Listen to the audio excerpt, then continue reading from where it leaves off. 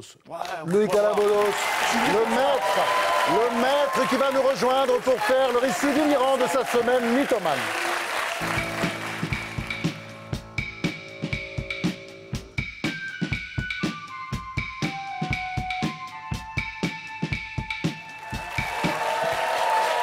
Bonsoir. Bonsoir Nicolas. Je crois que faut que vous lisiez ce livre, d'ailleurs, il est pour vous, là. Non, mais j'ai beaucoup d'estime pour le mec qui l'a écrit et qui est à ma droite. Vous êtes un type formidable. C'est à vous. On y va? Ouais. Lundi, étant d'humeur gourmande, j'ai mangé des pâtes. Avec beaucoup de crème fraîche. Du coup, mardi, j'ai dîné très léger. Une petite salade de chèvre et la moitié d'une pêche. Mercredi, vers 15 h, il a fait plutôt beau. On dirait le journal d'André-Gide. Et donc ça commence bien. Du coup, j'ai mis un slip. Sauf que jeudi, ça s'est couvert. C'est pourquoi vendredi, avant de venir ici, j'ai enfilé un pull. Voilà, pour moi, ce fut une semaine de merde, alors imaginez ce que je pense de la vôtre. Merci beaucoup. Oui.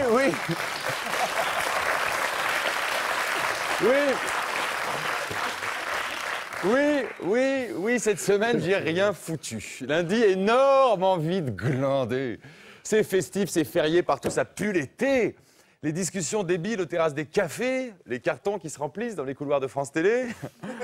Bonnes vacances pour certains, bon courage pour tous les autres. Lundi, j'ai plus envie d'écrire, moi. Mon stylo fait la gueule et mes doigts pèsent 2 tonnes. Pas un dialogue. Non. Ah ouais.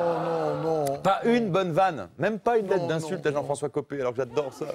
Lundi, moi, j'ai même plus la force d'envoyer un texto à mon trader particulier pour lui demander combien j'ai gagné ce matin sans rien foutre. Parce que lundi, vous savez quoi? Moi, j'ai envie d'aimer. Et d'aimer tout ce qui bouge. Les vieilles salopes. Les vieilles salopes de droite. Les hypocrites de gauche. Les bobos à vélo, les prolos en fuego. Les bombes atomiques qui deviennent moches dès qu'elles ont trop bu. Les cajots qui deviennent sublimes parce que j'ai trop bu. Toute cette chaleur qui lubrifie nos membres sclérosés. Ces oiseaux qui chantent mieux que Johnny Hallyday. Ces arbres qui se la pètent en arborant fièrement leurs fleurs.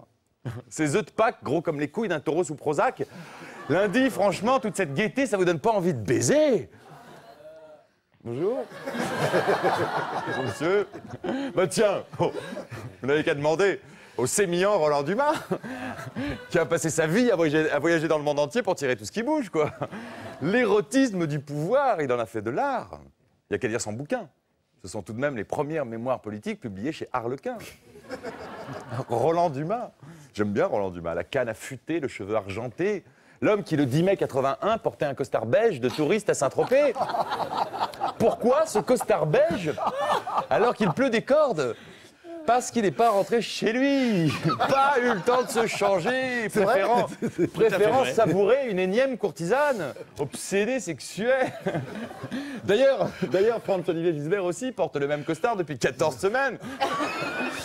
Sauf que dans son cas, ce n'est pas du donjuanisme, c'est juste qu'il est radin.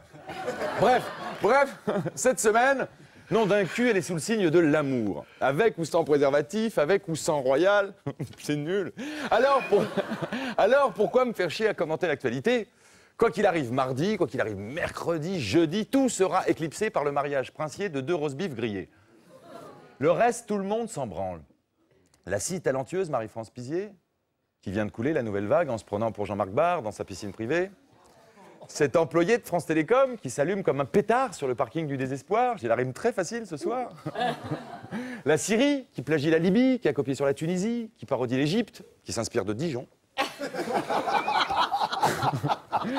Bref, lundi, je sais que vendredi, les gens peuvent se flinguer, on sera tous hypnotisés par la robe d'une poufiasse. Une roturière en plus, une merde quoi. Comme nous. Voilà pourquoi mardi, moi j'ai tellement la flemme qu'au lieu d'écrire moi-même, je fouille dans les archives des semaines mythomanes de mon prédécesseur. Je fouille dans les archives des semaines mythomanes de mon prédécesseur, le très amusant Jean-René Bedos, qui nous disait déjà ceci. Mercredi 29 juillet 1981, Lady Diana Spencer, rougie comme de la viande, en épousant le non moins turgescent prince Charles, à la cathédrale Saint-Paul de Londres, où ils échangent quelques coups de langue devant la déjà vieille Élisabeth II. 3, 4, elle crève jamais.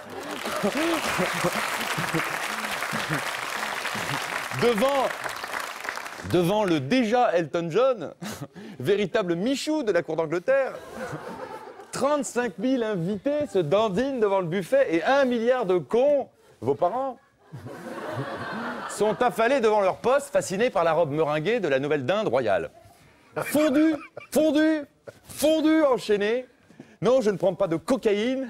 Fondu enchaîné, jeudi 9 décembre 1992, c'est-à-dire 10 ans plus tard, après que les joyeux époux se soient balancés 326 cendriers à la gueule, envoyé 122 lettres d'insultes et broyé les parties génitales sous le regard traumatisé de leur jeune trisomique, on apprend que le prince Charles butinait déjà Camilla Parker Bowles au moment même où Léon Zitrone, le Stéphane Bern des années Claude François Mitterrand, essayait de nous faire gober un grand mariage d'amour. Ah, il s'est bien foutu de notre gueule, le gros.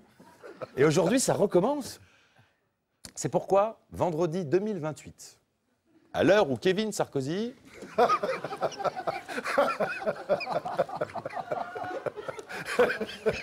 le fils cadet de Carlita et Nicolas, qui aujourd'hui n'est qu'une rumeur dans les couilles de Paris Match,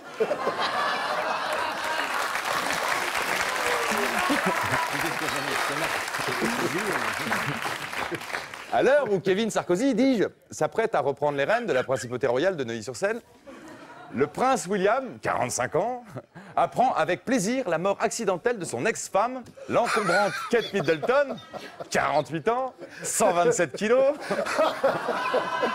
ancienne fille d'hôtesse de l'air, brièvement passée princesse pour finir pute de luxe, le crâne défoncé dans la tôle d'une Jaguar dans le tunnel de l'Opéra alors qu'elle sortait du Crillon, au bras du playboy milliardaire français Nicolas Bedos. Ancienne vedette de la télé, reconvertie depuis 10 ans dans la restauration lente. Conclusion. Cette semaine, cher public, au lieu de rêver, n'oubliez jamais que 50% des mariages se transforment en divorce. Demandez à Franz.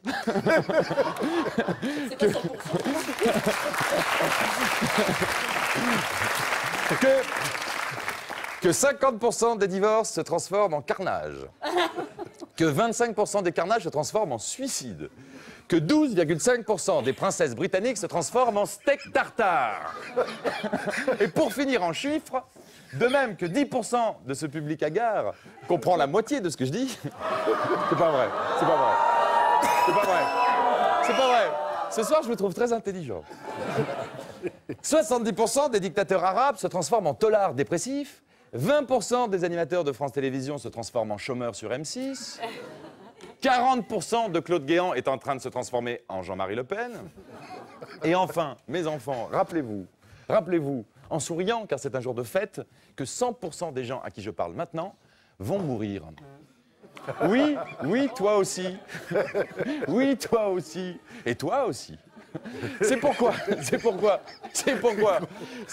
toi aussi, c'est pourquoi, toi derrière, là, c'est pourquoi, et la vieille, alors là, beaucoup plus rapidement, tout le monde, c'est pourquoi, moi je dis, à chaque fois qu'un bébé vient au monde, ou que 2 trous du cul se disent oui à l'église, la formule qui s'impose, c'est « toutes mes condoléances, connasse ». Voilà, pour moi, ce fut une des dernières semaines de merde, alors imaginez ce que je pense. Merci. Merci Nicolas. Merci. Je t'aime. Oui, je t'aime. Place maintenant à Thibault Nolch.